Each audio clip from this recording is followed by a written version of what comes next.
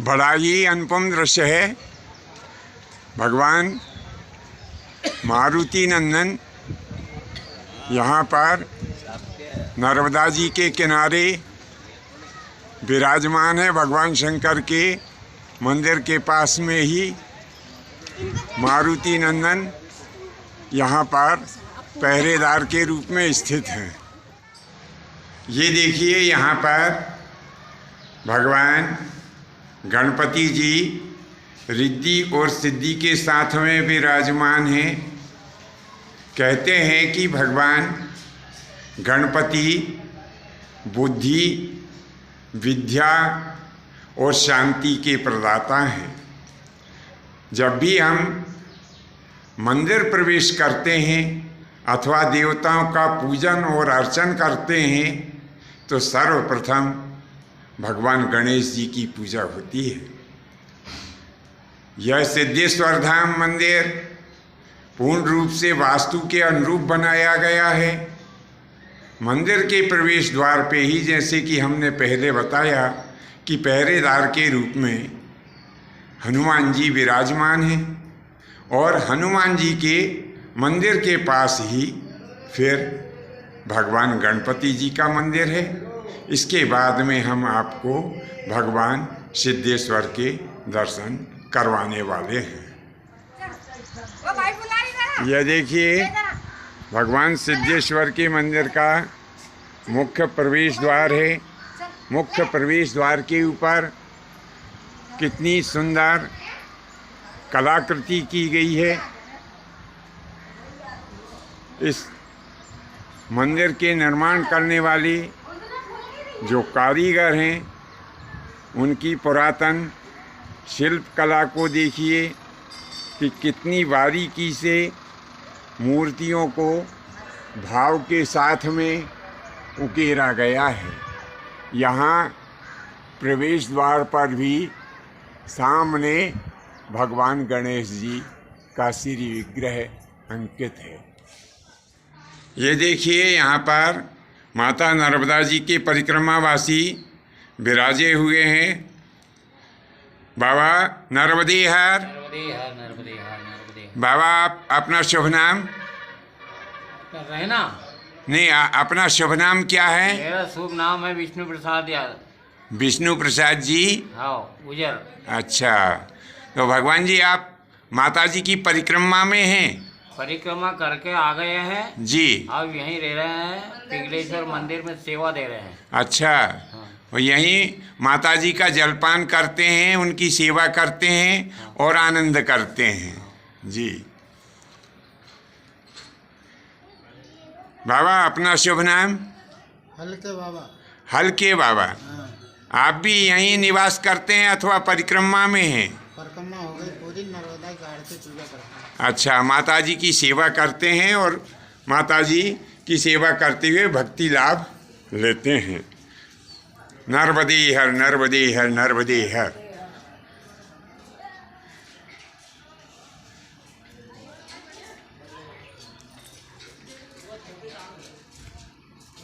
ये सामने भगवान नंदिकेश्वर विराजमान हैं।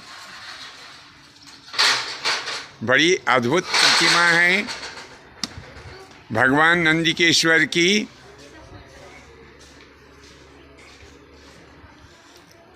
यहाँ पर जो गुरुजी विराजमान हैं, उनसे भगवान नंदी के बारे में जानते हैं। भगवान गुरुदेव नर्मदे हर।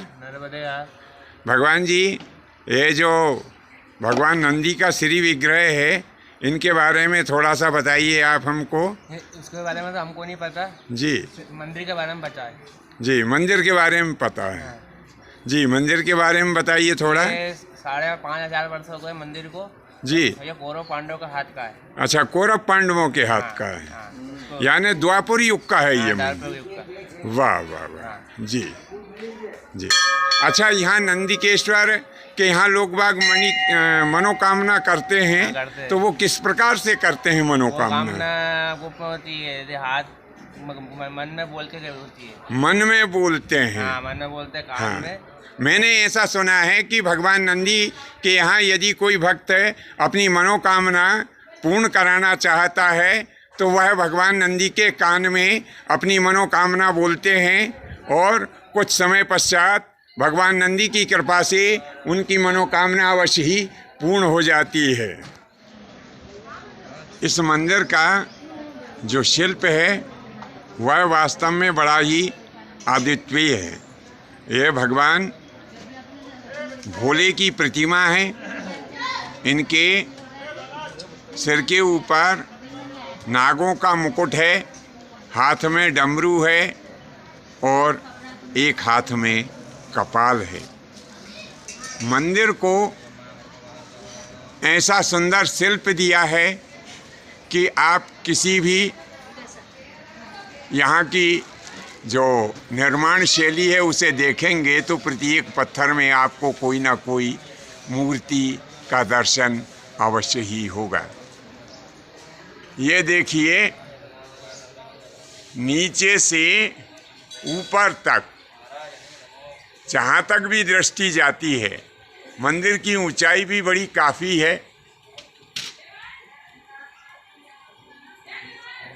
जहाँ तक भी हमारी दृष्टि जाती है, प्रत्येक पत्थर में कोई ना कोई मूर्ति का दर्शन हमें होता है। यहाँ पर ये देखिए कि पत्थर से ही जालीदार खिड़की का निर्माण किया है। कैसा सुंदर निर्माण है।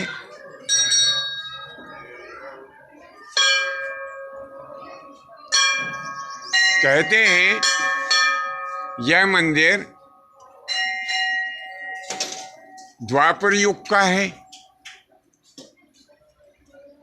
ऐसा यहाँ के लोगों के मुख से हमने सुना है।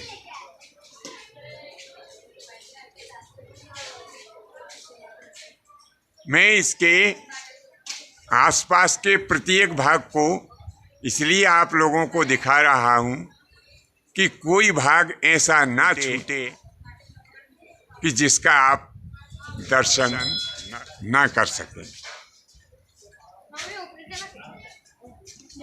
ये देखिए,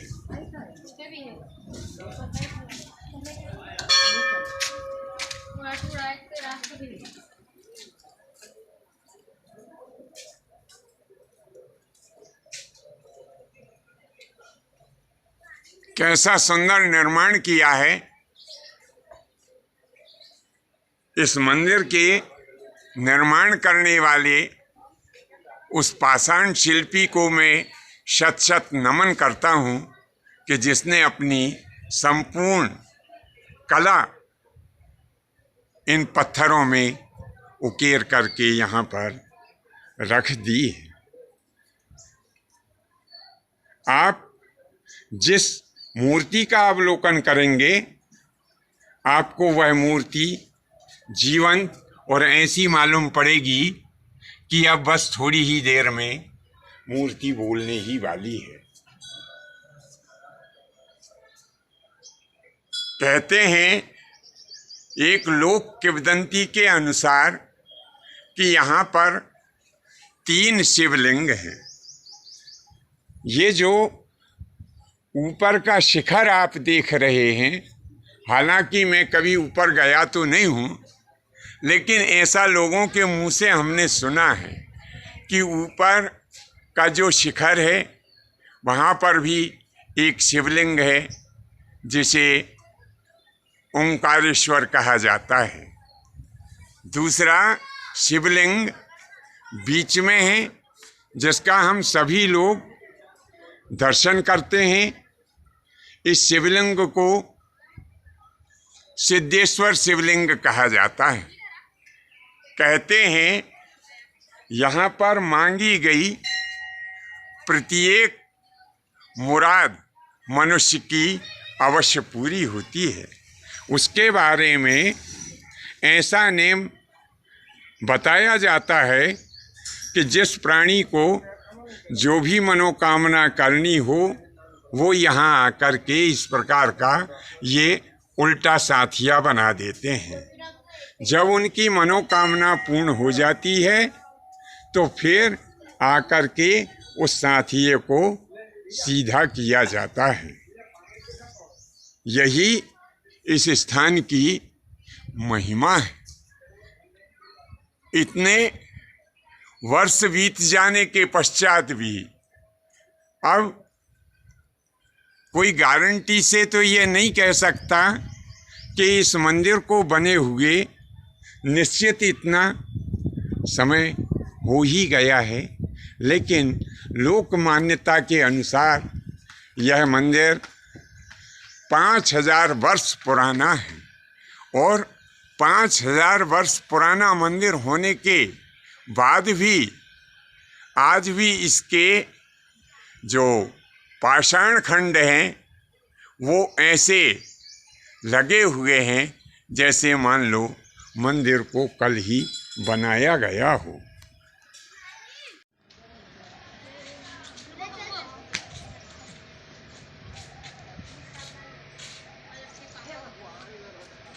ये देखिए, मैं नहीं कह सकता क्योंकि इसमें करोड़ों पाषाण शिल्प लगे हुए हैं और उन पाषाण शिल्पों में कौन कौन से देवी और देवताओं की मूर्तियां अंकित है, यह केवल हम संपूर्ण विश्व में जितने देवी देवता सिद्ध ऋषि मुनि और धर्मात्मा प्राणी हुए हैं उन सब की कल्पना करते हुए ऐसा विचार कर सकते हैं कि वे सब अपने अंश रूप से यहाँ सिद्धेश्वर भगवान के इस मंदिर में जो शिल्प खंड लगे हुए हैं उनमें सब विराजे हुए हैं।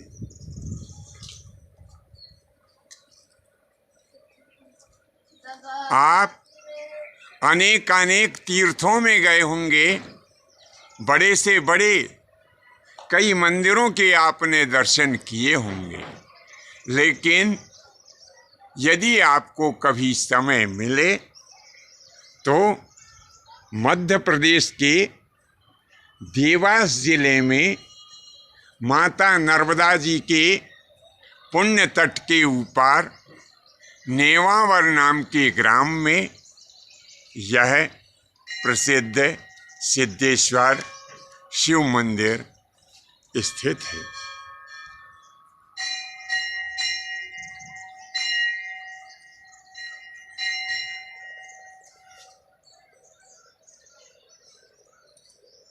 पुराणों में जो वर्णन आया है कि जो प्राणी एक बार आकर के और इस महान शिवलिंग का स्पर्श मात्र कर लेता है तो उस प्राणी के मन से, वचन से तथा शरीर से किए गए तीनों पाप नाश को प्राप्त हो जाते हैं। ऐसा यह दिव्य और अनुपम स्थान है। यह ऊपर भगवान गणेश जी का श्री विग्रह है, सिंह का विग्रह लगा हुआ है और आप जहाँ भी जिस पाषाण खंड को देखेंगे वह पाषाण खंड अपने आप में एक अनुपम सुंदरता और दिव्यता लिए हुए आपको दृष्टिगोचर होगा।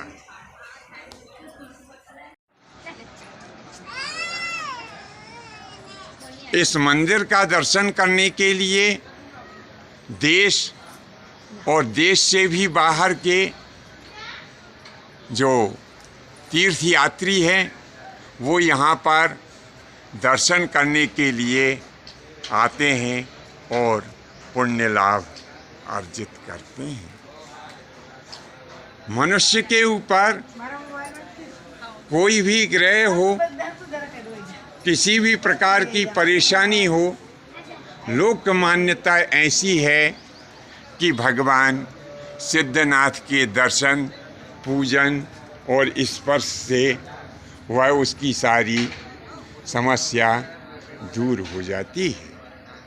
ये पुनः मंदिर के दूसरे भाग में भगवान शंकर जी का श्री विग्रह, पुनः हम आपको उनका दर्शन करवा रहे हैं। चलिए आइए हम यहाँ मंदिर में उपस्थित हमारे ब्राह्मण देवता नीलेश गुरु जी से मंदिर के बारे में जानते हैं। गुरु जी कोटानी कोट दंडवत।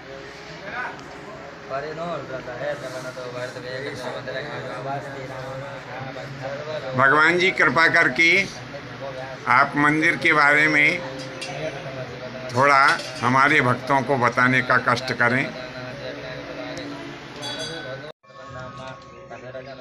जी गुरुदेव, ये मंदिर किस नाम से जाना जाता है, थोड़ा सा बताइए। सिद्धेश्वर नाम का। ये सिद्धेश्वर के नाम से जाना जाता है। जी भगवान, ये मंदिर कब का है? इसको बने हुए लगभग कितना समय हो गया भगवान? 5000 वर्ष हो गए। ये 5000 वर्ष हो गया, यानी 5000 वर्ष, यानी यह मंदिर भगवान श्री कृष्ण के समय का है, यानी द्वापर युग का है। जी जी, लोग बाग कहते हैं कि पहले इस मंदिर का मुंह पूर्व दिशा में था। हाँ। जी, फिर मतलब अब तो पूर्व दिशा में नहीं है, पश्चिम में कर दिया है। जी अब पश्चिम में कर दिया। जी, किसने कर दिया पश्चिम में? भीम ने बता रहे हैं, पूर्व जो कह रहे हैं, भीम ने उठा करके पश्चिम, इसको पश्चिम में कर दिया। जी, तो प्रिय बंधुओं, इस मंदिर के बारे में कहा जाता है कि इस मंदिर को कौरवों ने बनाया था, और जब माता गांधारी के साथ में माता कुंती भी जब इस मंदिर में पूजा करने के लिए आने लगी तो कौरवों ने उन्हें रोक दिया और कहा कि यह मंदिर तो हमने बनाया है, और यदि तुम्हारे पुत्र बलवान और योग्य है तो अपना एक मंदिर अलग से निर्मित कर लें। तब भीम ने इस पूर्वमुखी मंदिर को पश्चिम मुखी कर दिया। ऐसी ही लोक मान्यता इस क्षेत्र में आज भी प्रचलित है।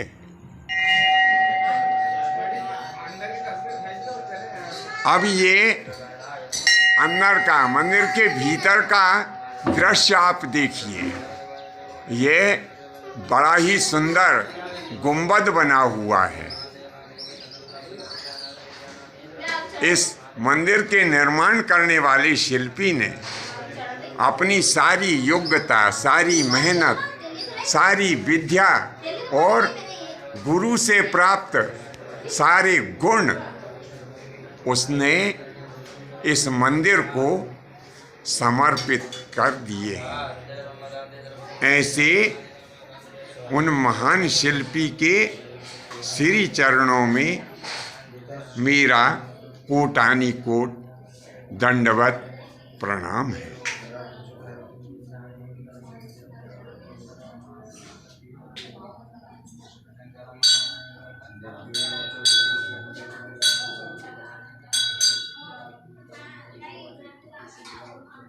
यह मंदिर का गर्भगृह है। यहाँ पर भी मुख्य द्वार के ऊपर भगवान गणेश जी विराजमान हैं।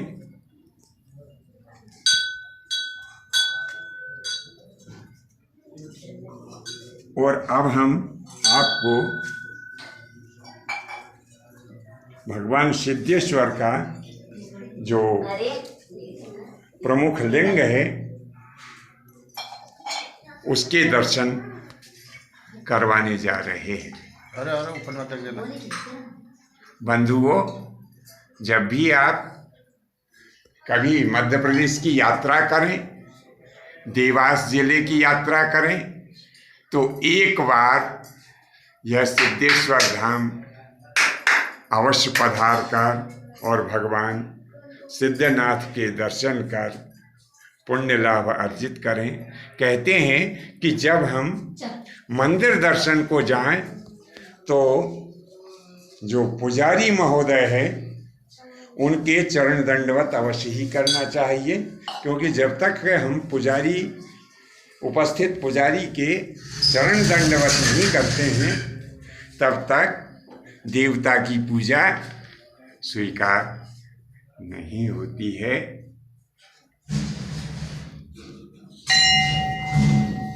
जय शिव शंभो, जय शिव शंभो, जय शिव शंभो। तो बंधुओं, आज के लिए बस इतना ही। शेष फिर कभी नए विषय के साथ में आपकी सेवा में उपस्थित होंगे। आज्ञा दीजिए। धन्यवाद। जय माता की, जय परशुराम की, जय सिद्धेश्वर भगवान। हर हर नर्मदे, हर हर महादेव।